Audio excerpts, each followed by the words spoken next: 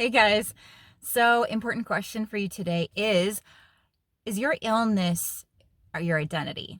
And I think this is a really important question because a lot of people don't realize that they hold their illness as part of their identity, which makes it almost impossible for you to move on, move through, or to heal from your whatever is going on with you. So, whether it be you are dealing with hypothyroidism, you're dealing with chronic anxiety, you're dealing with IBS, you're dealing with whatever it is, even like trauma from your childhood. I know a lot of people still use that as part of their identity because that has been their story. And maybe that has been your story. And when we hold on to those things as our story, we can't move through and heal.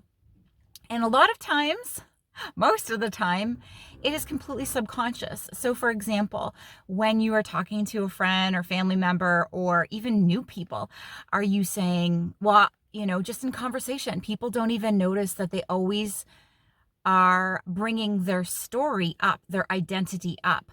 Are you saying, well, I have hypothyroidism. I'm hypothyroid. I'm this. And we have to be very careful because remember, our words are energy. Everything is energy, but our words hold so much power. So whatever you say, I am, and then you follow it up by saying blah, blah, blah, like negative. So I have thyroid problem or thyroid disease, or I have this illness, or I have so much anxiety, or I am depressed. I keep saying those words over and over, or I have IBS, I have it, and you're always identifying as that, then what you say consistently, because those words are so powerful, you become. And even though you're like, Shannon, but I do have this. With your issues that you have, illnesses, they are, so if it's thyroid, that's a hormonal issue. It sucks. There are things you can do nutritionally. There are things you can do emotionally. There are energy work that you can do to help reverse a lot of the symptoms so you're not suffering as much. But when we keep identifying with that issue, we can't help it. We can't make it less of a problem because we are identifying it. And a lot of people don't even know who they are without their problems, without that illness, because they identify so wholeheartedly with that and they utilize that in their life. Because if they weren't that person, they didn't have that issue, then who are they? They don't even know anymore because they've held on to that identity for so long.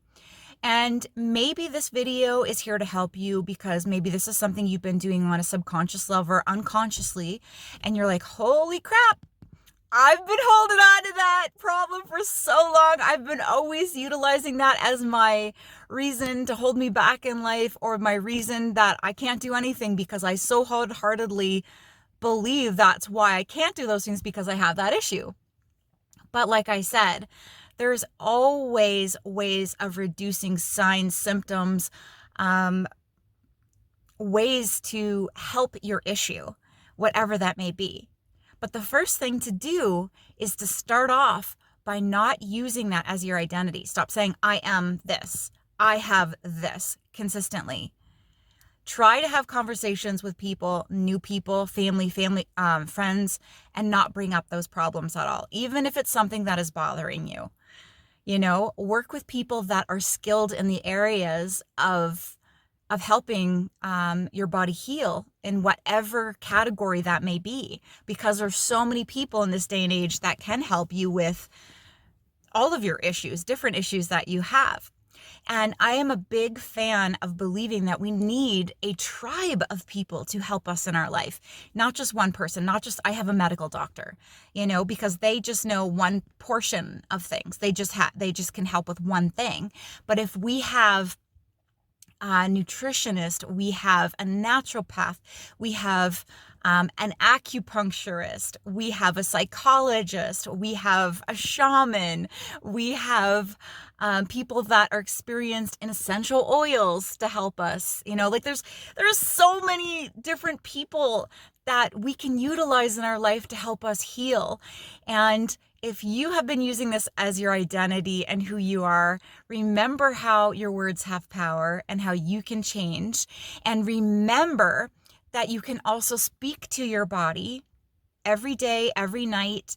Sometimes I feel when I'm going to sleep at night, that is the best time to speak to my body. If my stomach is really upset, if I am going through insomnia, if I'm going through any type of, issue with my body, speak to your body, speak to the body parts that is bothering you. Tell that part that you love it and that you are ready to release that illness, that you no longer need it, to please bring forth what it is that you need so that you can help your body. And you will get the information, if not that night, then through maybe friends, maybe through a commercial, or maybe through just some coincidence in your life, which there's no such thing as coincidences, that can really help bring forth that healing to your world and into your body. So I hope that helps.